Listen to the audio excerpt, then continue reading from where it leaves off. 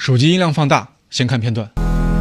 And put it all on the line for one more win.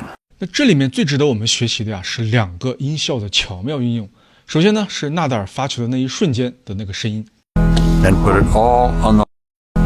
And put it all on. 非常的细微，但极其关键啊！这是一种微弱的打击声。在我整理的音效库当中呢，2号 hit 打击文件夹，11号微弱的打击里面有类似的音效。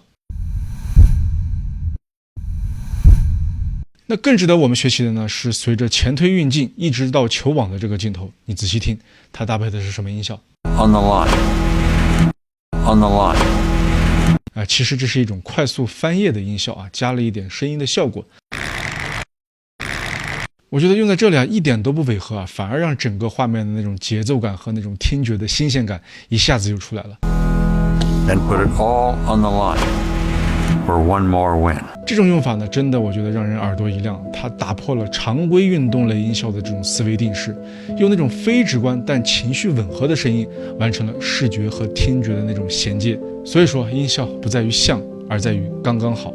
哪怕只是一个翻页的声音，用在对的节奏点，就能成为整个片子的记忆点。